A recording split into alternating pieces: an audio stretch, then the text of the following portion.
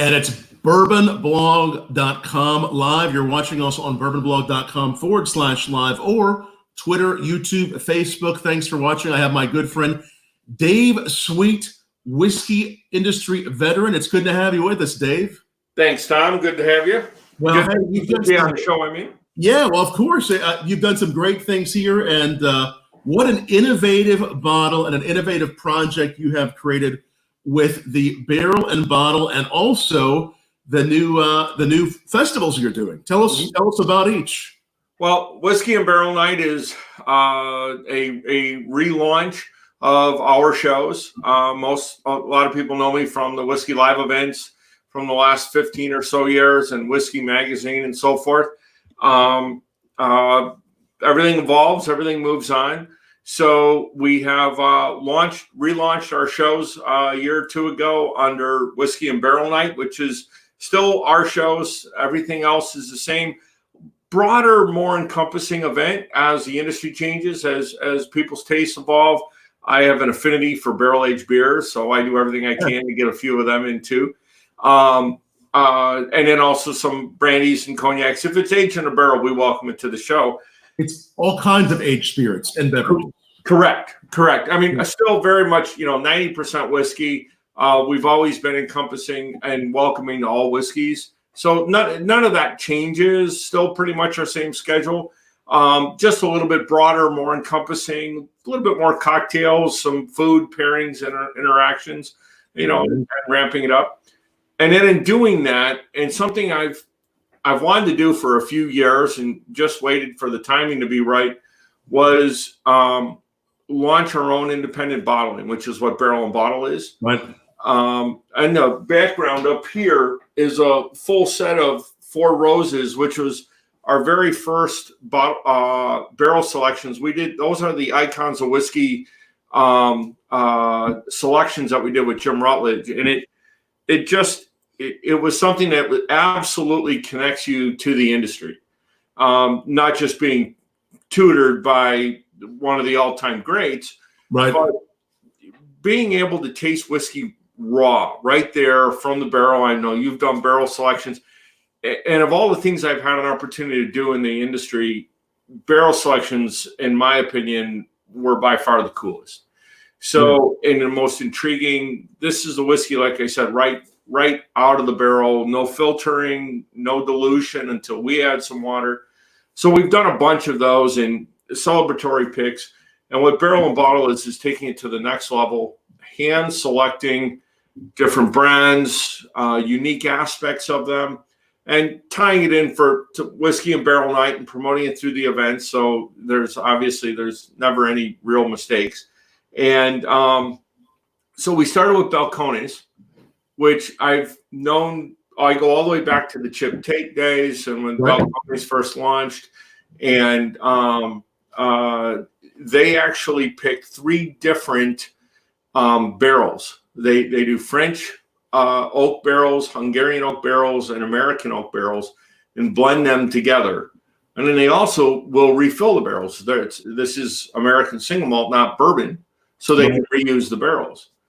So what we did was we did the ultimate geek out to launch Barrel and Bottle. Was we deconstructed Balcones Texas Single Malt.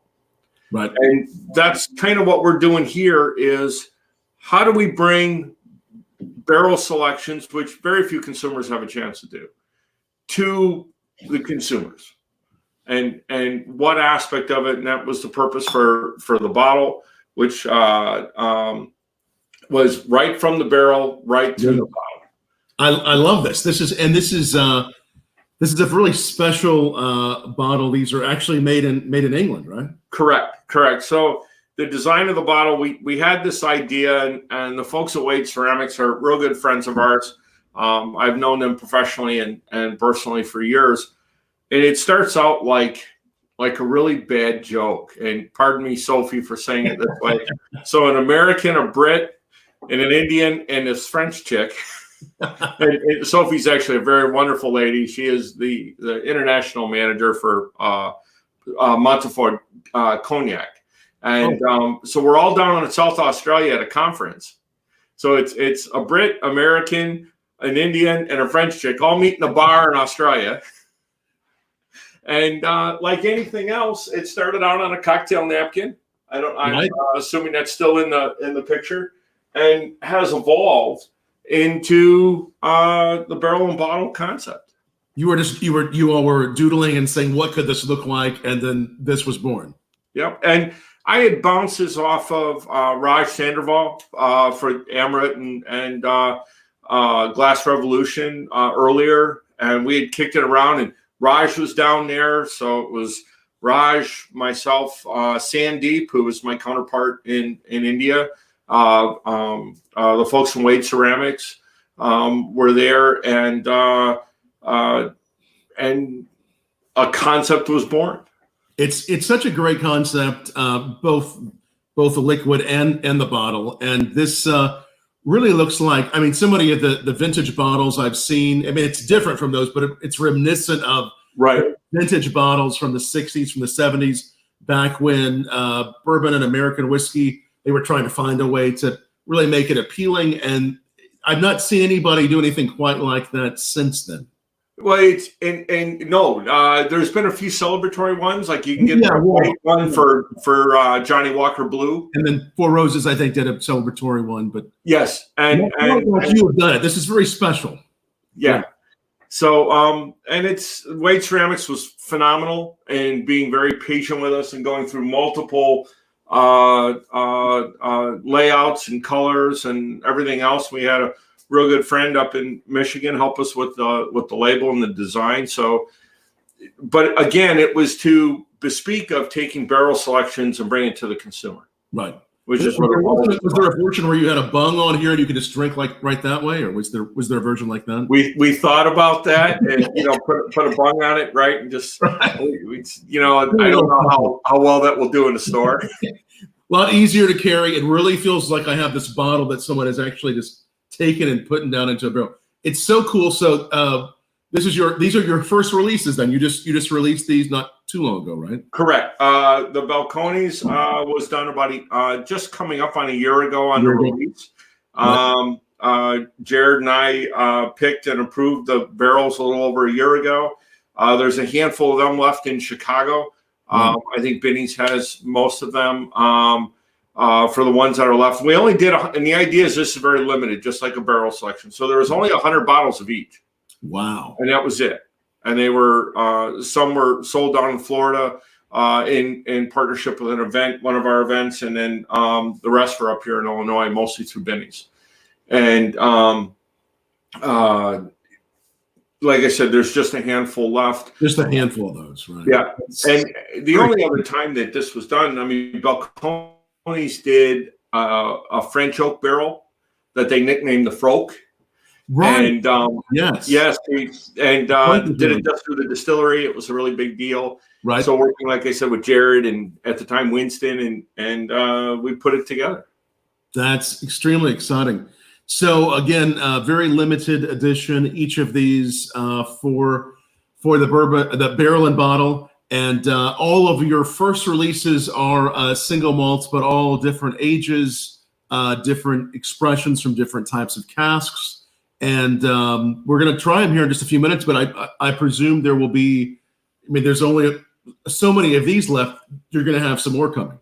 On the Balcones, it was a one-off. One-off, okay. And they're now doing some single barrel projects with some select retailers.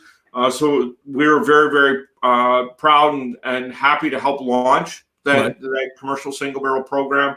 Again, these were, Jared and I spoke at Whiskey Fest New York, and we really put it together. And he said, Dave, this is what I think we're looking at. And I went through the samples and so forth, and this is what we picked out. And we even tweaked it more. And like I said, the French is a first fill barrel. So when you taste it, you'll see a huge flavor explosion. Should we go for that? Should we go for that one first? Let's go for that. Let's do that one last. We'll do the American okay, we go first. Fifth fill. And then a Hungarian's a second. So you'll see it progress. Okay. And what this is an education in barrels. It really is. It really, really is. So we're going with the American first? Let's do the American first. Okay, excellent. And and then make sure we leave a little bit in it because we'll add some water, and it really develops nice. Very nice. And this one is all raw cask strength. So these are 65%. These are serious. Yeah, this is serious stuff. I see this is 2 years and 8 months. Is that right? You got to remember it's down in the southwestern corner of Texas, so it's hot all year round. Yeah. Very, very aggressive on the wood. Yeah. Wow. That taste. I mean, when you think about 2 years on many things, it wouldn't age that quickly. But this is very this is really powerful. And let me just remind everybody, as you're watching along with us on Twitter, YouTube, and Facebook, if you have any questions for Dave Sweet about his events, about the barrel and bottle, ask them down below or tweet back to us. We always like questions, and we always love to hear what everybody is drinking tonight. It's always fun. So I'm drinking these. I'm excited to be drinking these with you. Dave, cheers. Nice to see you. Cheers. Right here, virtually. It's good to have a virtual drink with you. And wow, this is cool. I feel special. You've got the cut crystal Glencairn there. Yeah, well, I have a variety. This was one of the ones we grabbed. This is from Whiskey Obsession. So I grabbed this one, and I got it with all different names on them here. But soon I'll have one with one of the Barrel Nights. Yes. Yep. No. We'll get one of those soon. I'll come to your. When's going to be the next event? Do you know when the next event is? Well, it was. To be honest, we partnered with Turner at Whiskey Obsession. Yep. So that's now part of our group. And it was April. We've moved it. It's like a moving target. So long answer to your short question. Tentatively right now, July 9th is Tampa, and New York has been shifted to July 16th. Now, we realize this is pretty ambitious, and we are evaluating things. I watch Governor Cuomo and the Florida governor and what's happening. I was just talking to Turner today, and so we're going to see. Hopefully they'll be in July. Long answer to your short question. Otherwise, we're going to have to adjust things for the fall, and then it's always fun because we go from COVID to hurricanes. Life is never boring.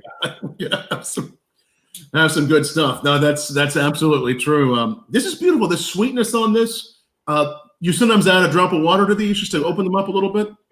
Yeah, you do it or afterwards. Yeah, and what you're going to see is a touch of the top of just one of these little things full. It's right, just a touch. And it actually, this out of all three of them, I think this responds to the water the best. Yeah, the sweet, you get the sweet and the malt characteristics both, and the barrel is it's amazing that it's only a little under 3 years old. It has some real depth to it. But this is almost equivalent to about a 5.5 or 6 year old Kentucky whiskey. Again, because we don't have that winter in Texas to slow it down. It's really, really aggressive. And I mean, this is when Makers does the private select, right? With the staves. They used to only do it in the wintertime because it was too aggressive in the summer to control it. So they got the Makers cave there. Right. Now they can do it all year. So, and then if we, but yeah, we get the honey, you get that subtle oak, the water opens it up nice. Yes. And just the mash bill on this is it's a single malt. So it's 100%, single malt then. So you've got 100% single malt, and this again is the American milk for 2 years, 8 months. Right, and it's its fifth fill. So this is seen whiskey 4 earlier times. So this is, if you kind of backdate the numbers, this is one of the original barrels, one of the original chip take barrels, and it's fifth fill. So this is almost 14 years with Balcones. Wow. So somebody brought that up, and I started back calculating. I'm like, oh, smokes. This is significant whiskey. And that barrel will be used a couple more times and then retired because it'll run out of life. Some serious life to it. And even it's a nice, really creamy yogurt like on the nose. Just really fresh, but nice complexity. I love this. I think it's really nice. Yeah, you get those notes that remind us of bourbon, but it's not. Right. Yeah. It has a bourbon-esque nature, but it's once you get into it, you can see a few other things happening. Wow. And then I have to ask you what your favorite is at the end. I'm going to pin you down, Tom. I'm gonna try my best. I'm gonna keep a little. I'm gonna take some mental notes here. There you go. All right, so we go to the Hungarian. Hungarian. Okay, we'll try the Hungarian next. A little bit older by 2 years and 9 months. Describe the Hungarian oak and the process there. Well, again, it's a little bit more unusual wood. For those that knew Chip, it explains a lot. And Chip and I are really good friends, so I take privilege. A little bit unusual. He never wanted to do things standard or traditional. Right. So he hunted out something that would give his whiskey a deeper, richer flavor, Chip and Jared. And I think they nailed it with the Hungarian. Now, on this one, I get a particular flavor that kind of sends me back to when I was a kid at the carnival, which is almost like a cotton candy. Yeah, okay, yeah. Some of that sweetness, that kind of sponge sugar, that real delicate, soft sugar, yeah. Yeah, a little bit, just a touch of fruit. Wow. But the flavor difference between these two is just incredible. There's a lot, and again, same mash bill, but the only thing different was the whole life of that barrel. They went into the barrel within a month of each other. Right, same mash bill, same age, the same place, even the same seasons. Same seasons, but one went into 100% of that American oak. The other was 100% of its life. It was in the Hungarian oak. Correct, and these are all single barrels. So we picked the barrels, and we did 100 bottles of each, and then all the bottles are all, I don't know if they can see, are all hand numbered. And then also we put an identifier on it. So like this is the American. So it was the first release, the first bottle, American oak, and then we did a 1-2H for the Hungarian, and so on. And then the town brand stuff was different. This is some really small batch stuff and very collectible. And someone is asking, about the category. I think is what Frank's question is. As American Single Malt, we've seen that category with Balcones, with Town Branch, Stranahan's, many of people and distillers in this category over the years. It's become a really popular category in America, right? Absolutely. Matter of fact, it now has its proper designation. Westland was a very big hand in that. Paul Haleko, all these. It's really funny. A lot of these guys are known for their bourbons, for their different whiskeys, but Chip and the gang, these foundation craft distillers that we all know, really pushed and for years to make American Single Malt a full-blown recognized designation, which it is now. And you've got some very interesting whiskeys. Yeah, Stranahan's makes some great stuff as well. Yeah, they were asking, and so to answer the question, Frank, it is the same type of it is the same category, but really different. Absolutely. Single barrel picks and the proof we're doing them at, and of course every region that's the really cool thing in America is whether it's with single malts or with bourbons, every region is going to be so different. The Hungarian's really beautiful. Again, we started with the American, the Hungarian, very similar. It's right at 64% alcohol, so these are some serious, really straight from the barrel, unfiltered, goes right into those bottles, and just it's beautiful. So I really like this one too. What would Hungarian oak would usually be used for? For what? What would you see? They'll use some in, they'll ship some up to Scotland, and then throughout Europe for different things. We will bring it into the U.S., but it's expensive. Yes. And these barrels were brought in new. So the American was a 5th fill barrel. The Hungarian oak is a 2nd fill. So this has only seen whiskey one more time. So you're going to get a lot more of that wood influence and a little bit more caramel. And that's where that sweetness, that cotton candy, right? So the Hungarian oak's going to have a little bit of fruit and then, but a lot more sweetness, but this same exact age, for the most part, same exact age, and within a couple months, but this huge wood influence. But it's a soft, easy wood influence, and you're getting more of the things that we would normally see in a classic, 5-6-year-old, really young, hardy bourbon. Right. Oh, yeah. Yeah. Plus the Hungarian wood, what is it? What about the wood is doing that? I mean, how does we think about wood and how different woods are. What is different in these woods? Well, you're going to get different grains, right? So the American oak, traditionally from the Ozarks, it is a little bit warmer, a little bit more relaxed environment. Obviously, the soils play a big part, but even within the U.S., most of our bourbons will use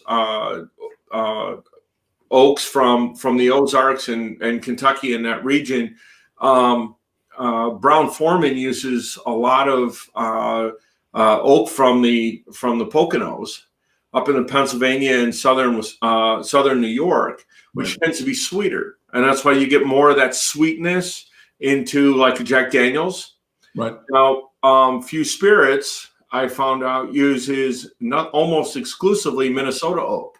Oh, so wow. think about the weather up in Minnesota, right? Very short growing season, incredibly tight grains.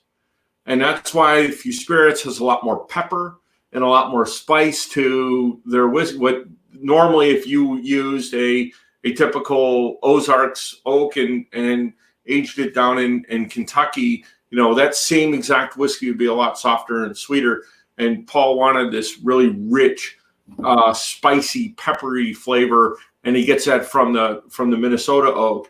And then when we go to Europe, we get the same effects. So right. Your Hungary is going to be colder, a little bit more aggressive winters, and so you're going to have and it's a little bit different strain of oak. Very nice. No, it's really incredible. The oak too much. Yeah, right.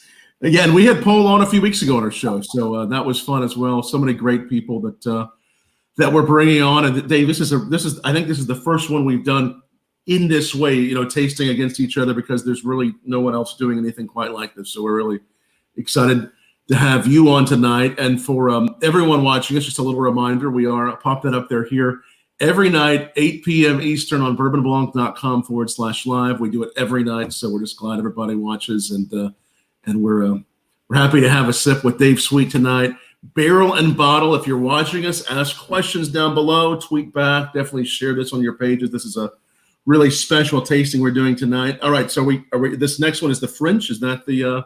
Yeah. So we'll put the French in, and then and we can add a little bit of water to the Hungarian. Okay. Come back to it. The Hungarian really responds nice with water. I'm going to dump a little bit more French in here. So remember, I said this was a first fill French oak barrel. So when you compare the color of that American to the French, you can really, I don't know if you can see it in the camera, but there's a very definitive difference in there you go. Yep. In the color, and that's that brand new fresh oak. Brand new. And that's similar to like the color we're going to get in bourbon. Wow.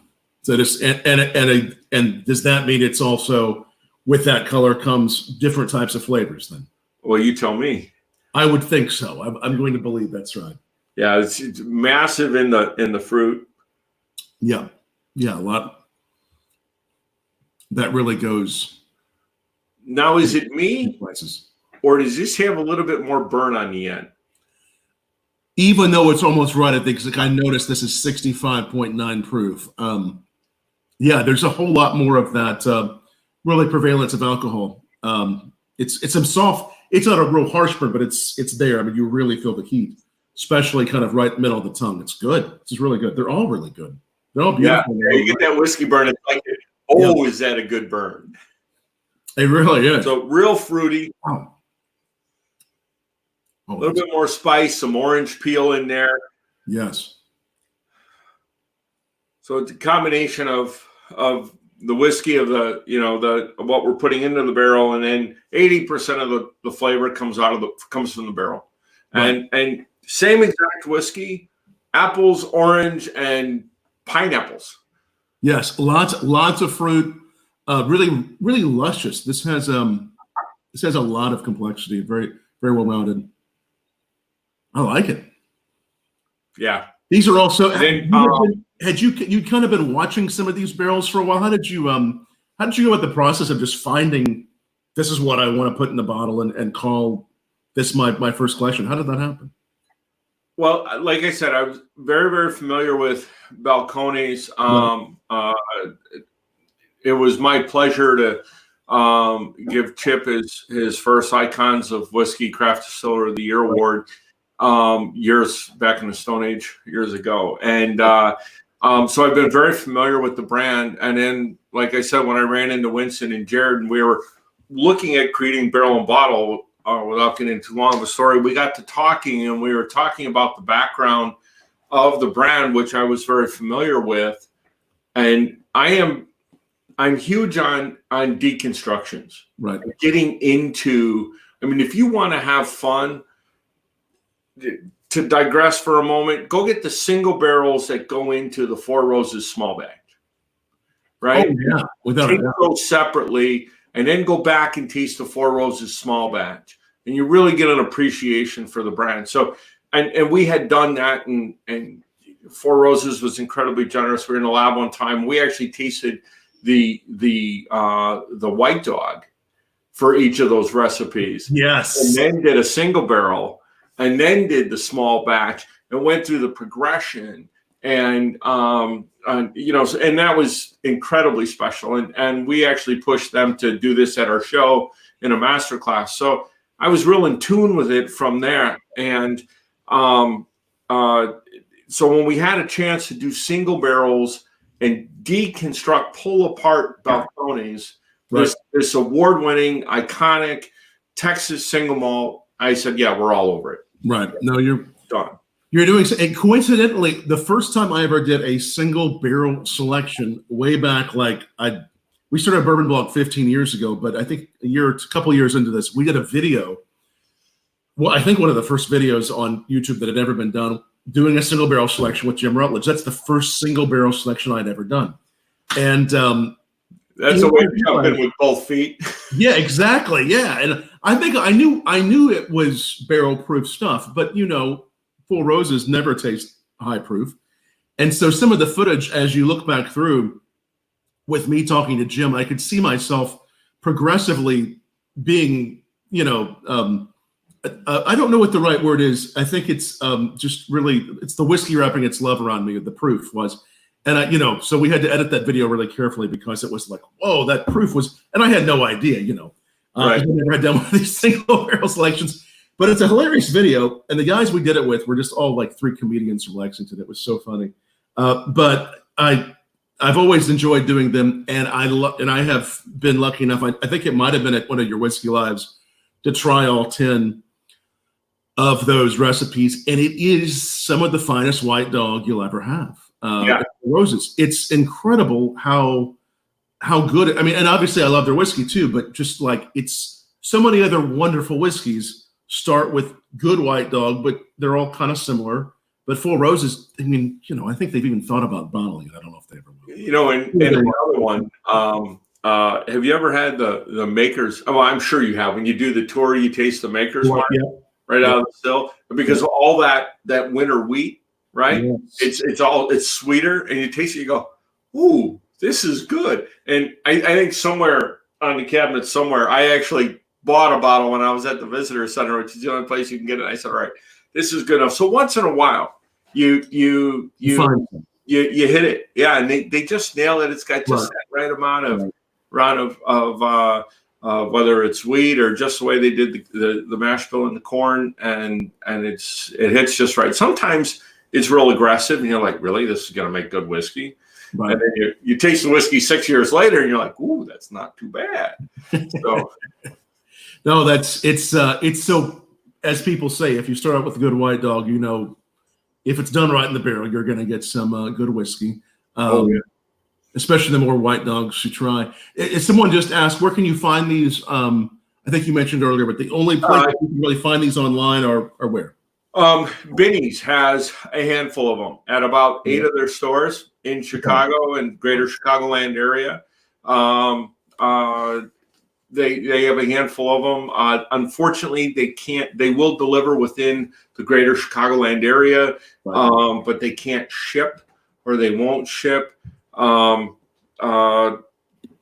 there's a lot of people out there that will be happy to accommodate you these days, or find a way to get it to you one way or the other. If you're internationally, or if you're scattered around the country. Internationally, it's pretty tough, even for us. That's your it's whiskeyandbarrelnight.com for your events, and then go to that link I just put right up there, Barrel and Bottle. If you just go right to whiskeyandbarrelnight.com, you'll see that, and you can also be found on Facebook as well.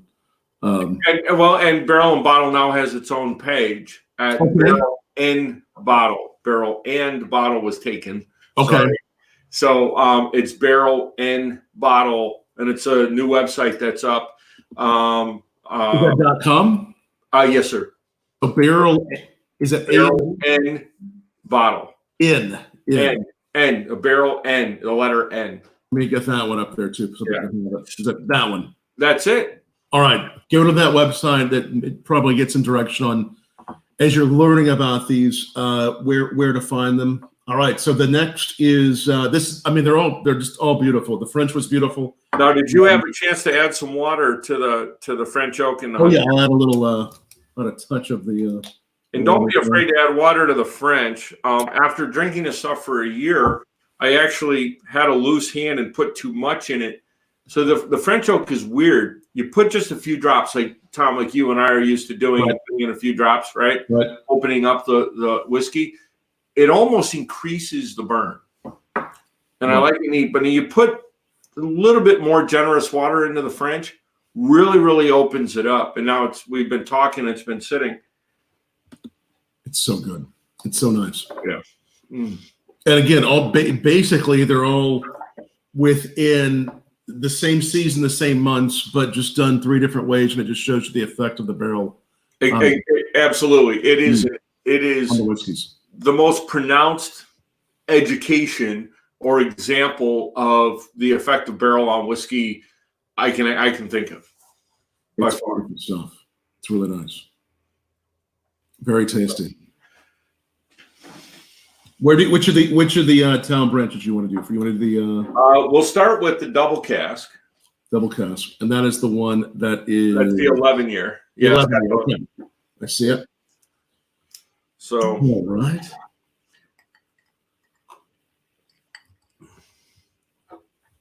Wow. So double cask. This was in 2 different barrels for about how long? Well, it was in the first barrel. So it was one of the first whiskeys that Town Branch made. Actually, I think it was within the first year. So they didn't have any mature barrels of their own to put it in. So they used a Woodford barrel. So it was in a Woodford barrel for well over 10 years, going on almost 11. Was it a used Woodford? You used Woodford barrel, right? And once held Woodford, and then it went right into their just right when they were starting to make whiskey. Yes, correct. And in all honesty, I stalked these whiskeys. So Mark Kaufman is a good friend of mine, and yes, as you know, during Bourbon Fest, one major hotel in Bardstown, and most of the industry stays at the Hampton Inn there. Yes, and we would go and we'd grab a corner, and myself and a bunch of us would just sit and pour open bottles and pour whiskeys and have fun and tell lies. And Mark would join us periodically, and him and I got to talking. And I'm a big fan of Town Branch's single malt, the Pierce Lyons Reserve, which is actually a 7-year-old American single malt, and in a style of an Irish whiskey. And so Mark and I were talking, and I knew that these whiskeys were coming up. Now, this whiskey, I assumed it was something like this. What I did know is that there was also a sherry barrel laid down, and which is the other one we'll taste. So this had over 10 years in that Woodford barrel. And then when I tasted it, I loved it. And then I brought it home and really delved into it. And I said, this is really, really good. But, we're talking about barrel selections. We've done a lot of this. And I said, I want something just a little bit bigger. this is really delicate, really refined, and I want something big and robust. We really want to knock it out of the park. So I went and put a couple drops of Tom Branch bourbon in it to mimic aging in a Tom Branch bourbon barrel. And myself and a couple of friends of mine said, oh, this nails it. So then I called Mark and suggested he do the same thing. I said, Mark, can we? And then he even finished my sentence. He goes, you want to put it back into a Tom Branch barrel, don't you? And I said, oh, wow. So when you go on the website, you see the transfer of from one barrel to another, and then and Mark Kaufman filling a sample bottle, and I have that sample bottle. So I have one bottle of this without the refill back into a freshly dumped Tom Branch bourbon barrel. So we put it back in that bourbon barrel. It was July, so we got some of that summer heat, some of that aggressive wood, and by now it was only 93 bottles. So Angels really got their share, and so it was a lot of wood contact on this freshly dumped fresh bourbon barrel, and this is the end result. And we monitor very closely about every 3 or 4 weeks. There's a lot of there are some real nice, because even though it's a single malt, you do get some more of that, some more of those bourbon tones on this one. Yeah. Being that it was a Woodford barrel, do you think that the Woodford, what was already trapped in there, did much to the flavor? Do you get some of the Woodford on there? Do you get a touch of it? I think any of the bourbon-esque flavor that you're going to get in is probably from the Tom Branch. From the Tom Branch barrel, from that secondary. You figure they got it from Woodford, I'm sure, very fresh. Right. But they put 53 gallons. I mean, they filled it right up. They filled it right single malt. And over 10 and a half years plus, wow. The single malt really took over ownership of the barrel. And I found another flavor in this when I was with some friends and we were doing the flavor notes, and that video should be up on the website soon. And it's a fruit we normally don't get in the bourbon. I get some there's a juiciness about this. So like juicy fruit gum, right? Yeah, like a juicy, like a fruit juicy, like really kind of dripping kind of nectar sort of thing. What is the fruit though? I'm wondering what you're thinking. Tell me if you get some banana, and don't be afraid to put a touch of water in it. This whiskey, this is what is this? Yeah, let's see that. Slightly 55%, 54.5. Kind of there on the end, you get the tropical note. So I go all the way back to Balcones when Allison Park was actually brand ambassador for them for a while, and I'm a big fan. Yes, and of Bren, of course, Allison herself, and so Bren has this banana flavor on it, and then I was tasting this. Yeah, it does. Again with a friend of mine, and I said, "Oh, I know what that is." It's kind of that tropical note. Almost, I mean, it goes to a little touch of having a bit of a rum note. I think maybe just because of that tropical stuff, you get really beautiful tropical. Yeah, a little bit rum-like, but you do know it's a single malt, but it's very layered. There's a lot of layers to this one. Yeah, the fruit in this, and these are two standard, regular American oak bourbon barrels. There's nothing mystical going on here, right? But yeah, we are really, really, really excited about this whiskey. They're all just so interesting, and the fact that they're all single malt, it just shows how many places single malt with a flavor can go within a distillery, within a barrel. I think everything you've picked here is just. Now that's an 11-year-old American single malt. This is old. Yeah, there's only one other one in the country, as far as I know, which is the Notch Distillers or 888 Distilling Notch Single Malt, which beat us out for best single malt of the year at San Francisco Spirits Awards. So kudos to Notch. The sherry got double gold.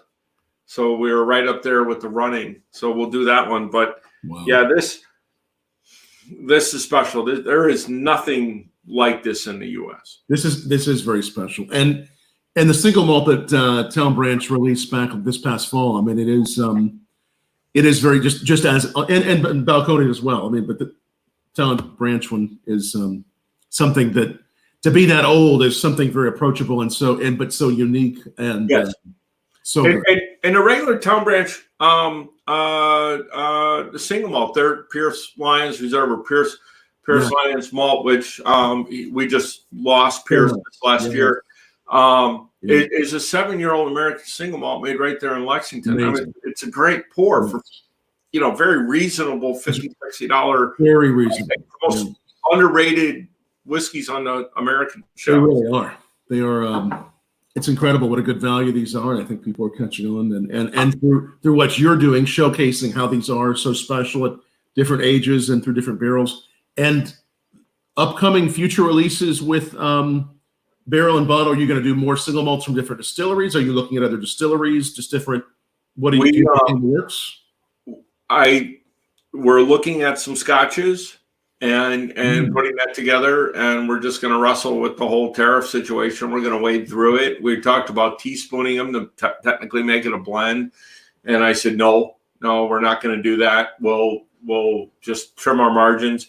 I don't believe in, and Mario Campa, our partner on this, we don't like to pass higher prices on to the consumers. So we're willing to take, we'll work the system and work with our importers and try to absorb those to keep it reasonable. So we're looking at some scotches. There's a couple Irish whiskey barrels I have my eye on. Oh, wow. And very, very special. And then also I was up at Breckenridge and picked an incredible barrel. 100% Breck, 100% mountain water. And most people that know me, I've got a god-awful sweet tooth. If you get a Dave Sweet whiskey, it's going to have a sweetness to it. And this was like honey caramel butter. It was unbelievable. A cask strength right there. And I told Hans, I said, just put this one aside. We need to do this. So we're looking forward to that and some others where, this is something that we're passionate about. We want to support it through the events, but it stands on its own. And so, long answer to your short question, we are looking for a rye, and I'm a big fan of your neighbors. For you, just over in Indiana there with. Now I have a brain cramp. Help me out, Tom. Hubert at yeah, not too far away. Yes. Right. Yes, they do a very nice job. And they have some barrels sitting off to the side that Ted has let me taste a few of, and he's got some really cool stuff. Again, different experiments in wood. Right. And really, really high end, just quirky, like Tom or Ted. Where did you think of this with the old stuff from Napa and he's and the rye out of it has been phenomenal. So we're looking at some different ryes, but. A little bit of everything, not just American single malts. So it's going to be a little bit of everything.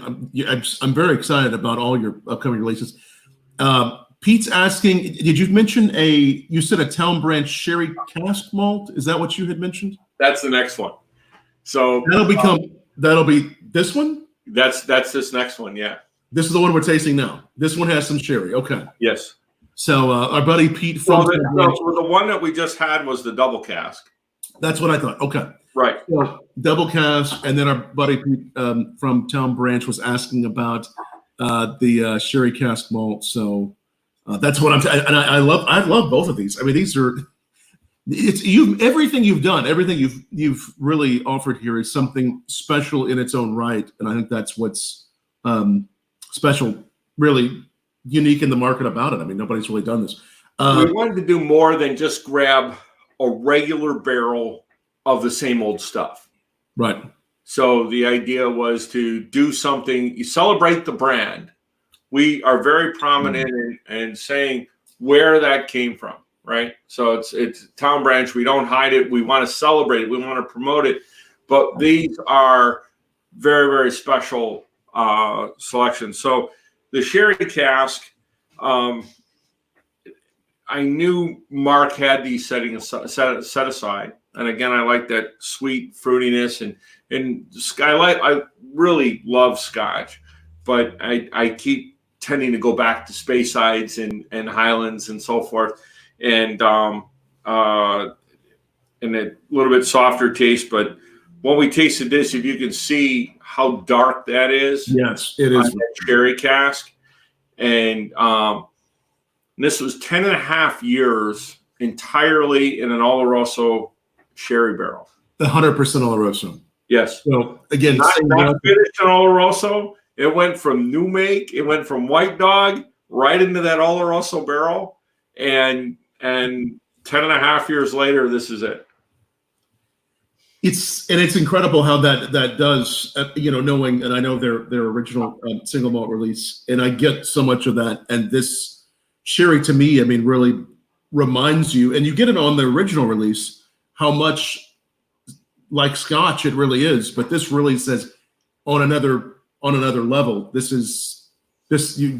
could be Scotch made right here in America to a degree. I mean, it's very reminiscent of Scotches but it has that American sweetness underneath too. So you're absolutely right. And the advantage that they have here, so most of the barrels that get sent over to Scotland, unless they're a special barrel to finish a Scotch, they get broken down, they get recoopered and everything else. Because they're able to get these barrels fresh. You figure Town Branch is a half hour from Woodford. Right. So they call up and they say, listen, can you send over a couple barrels? And Chris goes, sure, we're going to dump some tomorrow and I'll send them over. So they can put the whiskey right in. So they don't have to break these down, scrape them down, recooper them and recharm them and everything else. So you're really getting more of that natural barrel influence. With the sherry barrels, they brought it over fresh. Pierce Lyons really spared no expense with the distillery. His life story is a whole another show. But Pierce was an interesting guy, and Town Branch was his passion. It was not, his career. He owned Alltech Pet Foods. So when they put these malts together, now there is some, almost now that these are done, time has passed, some 12-year-old of the sherry, but those belong to the family. I tried, trust me. Right. No, it's so beautiful. Like, back off, Dave. Gerald O. Kennard says, hi, Dave. Cheers on the launch. Looking forward to tasting it. So a lot of good people watching. Niall Little watching, saying hello to you as well. And then Pete, of course, was asking about that release. I'm just going back through and tasting all these. I mean, they're also, and just going from Texas to Kentucky, it shows you how much the temperature and just the terroir and the grain and the barrel really did its magic. This must have been quite a fun time picking out these. I mean, this is your passion and the journey that you've been on. It must have been just really incredible. It is, and seeing this come to fruition, like I said, the Four Roses all up there on the top couple shelves. The ones that are Four Roses were all my barrel picks, and we love the brands and we love celebrating their branding and their labeling. Putting barrel and bottle together, I think was more of a passion than a business venture, and so far we're really happy with it.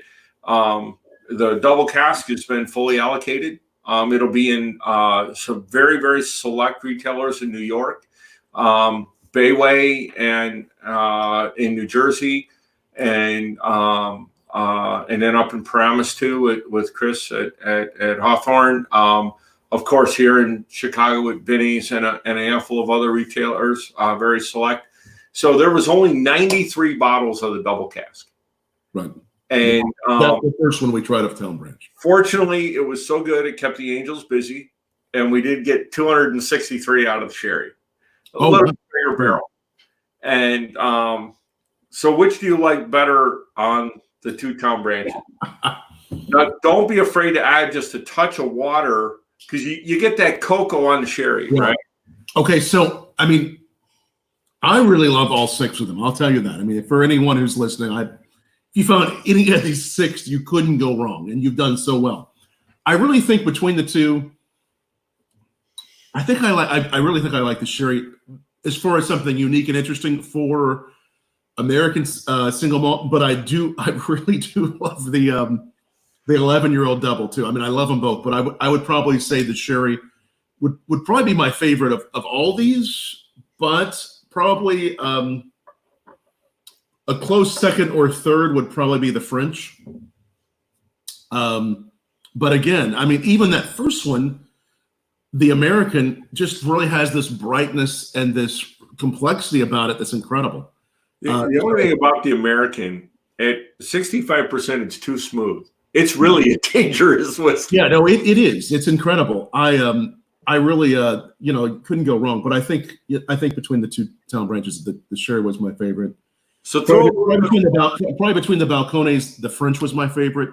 But the Hungarian was extremely interesting. I mean, any of these would probably, for the right situation and the right tasting too, they would all be perfect.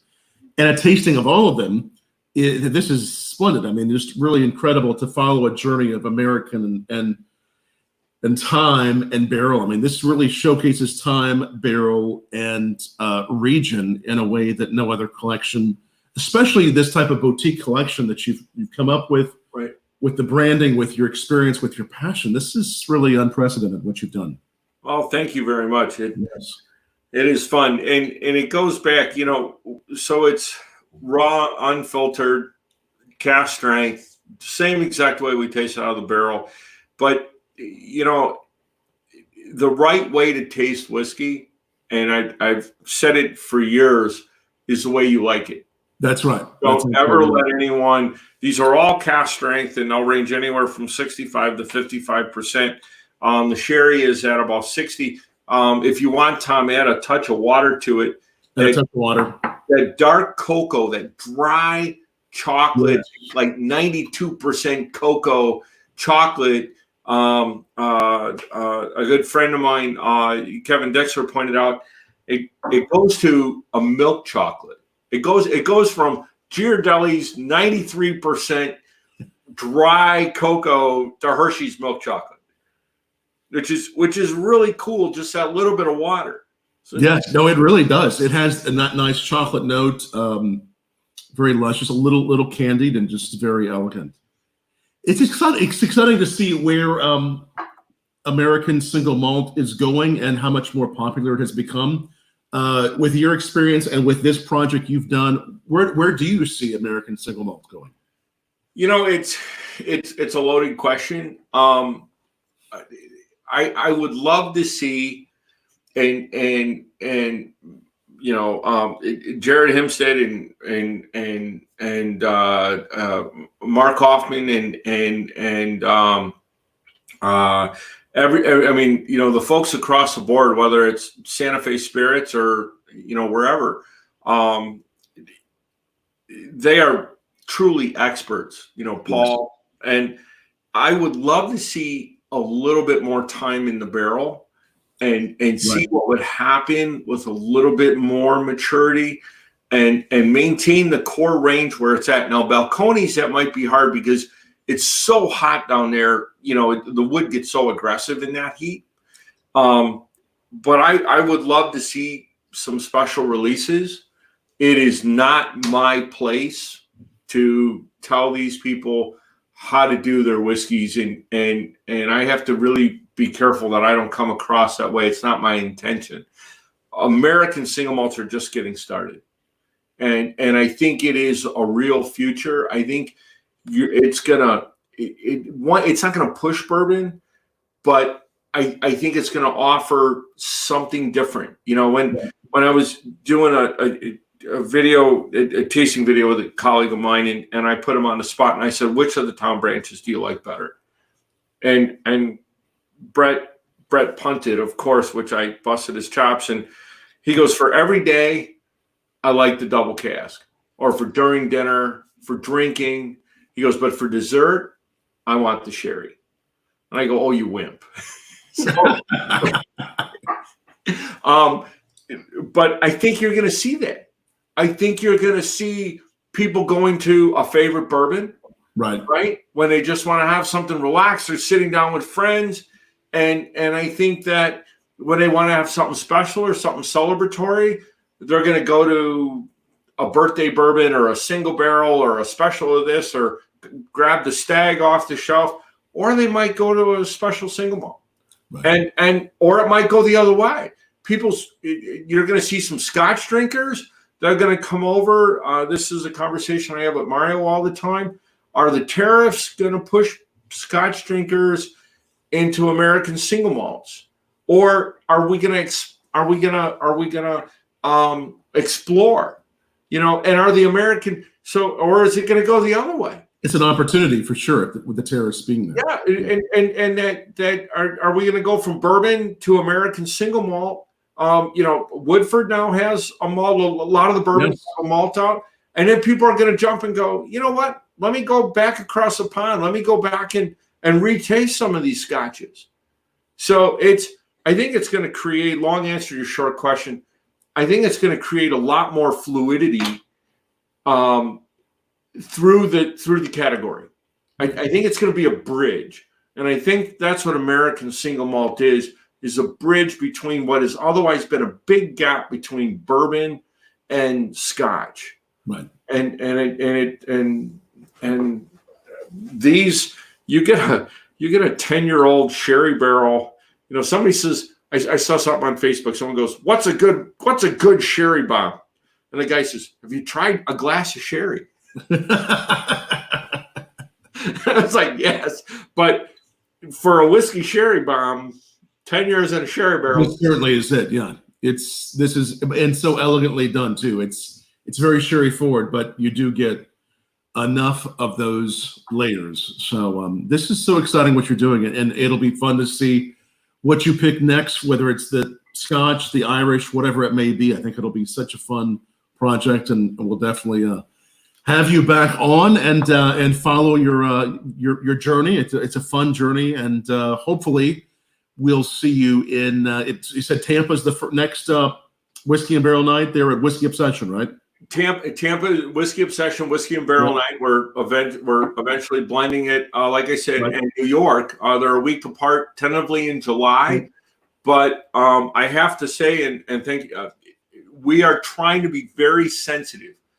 We serve two masters, right? We have the industry and the brands that we want to promote and we want to service, and we want to get out there, but we also service our consumers.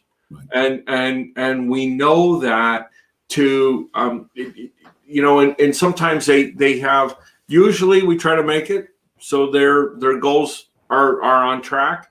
So we're working on both of those and trying to be very sensitive. Long answer to your short question.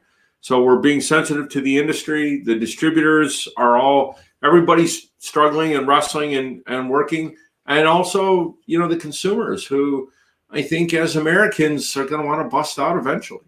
Right. Oh, without a doubt. And you picked such a great festival to partner with and to be, I have the Whiskey Obsession glass. I've spoken there before, and they do an amazing job. But wherever you are in the country, definitely, bookmark that, see where Dave and his team will be with Whiskey and Barrel Night. And then if you're interested in the project itself, barrelinbottle.com is the place to go. This has been so fascinating and such a wonderful spread that I have in front of me of so many tasty single malts. It reminds me just how great this category is for America, and just I'm so proud of these distillers and all the ones you mentioned, both Town Branch, Balcones, and also the other ones, and the ones you may be looking at in Breckenridge, what they've done with Dark Arts, and what they've done there is just really incredible too. So it's very exciting. It's phenomenal, and again, it changes. And going back, we want to do some bourbons. Mario asked me, he said, "David, you think we can get a barrel of Four Roses?" And I go, "Yeah, if you want to put it in a Four Roses barrel, they'd be happy to work with it." There are certain things, But we still love bourbon, and we're looking forward to doing this with some single barrel bourbons as well. You know, it's not all American single malts. We just, like I said, I stock these. I've known these were coming for a couple years. And when Mark Kaufman finally gave me an opportunity to taste these, I said, yeah, Mark, we done. And the double cask, you know, the sherry barrel is just phenomenal. And we got the double gold. So thank you to folks at San Francisco Spirit Awards. But the double cask is really our creation. So it will never be seen again. And we just can't, now that it's sat for a little bit, you get a little bit more. Oh, yeah, no, these have all really opened up. So, but thank you, Tom, very much. It was great. I can't wait to see you in person. And it'd be so nice to have a join with you very, very soon. And I really look forward to it. And thanks to everyone who watched, asked questions. Definitely join us every night at bourbonblog.com/live. And everyone have a good night, and cheers to you, and stay well. Cheers, Dave. Thank you very much, Tom. You have a good one. Thank you. Dave, that was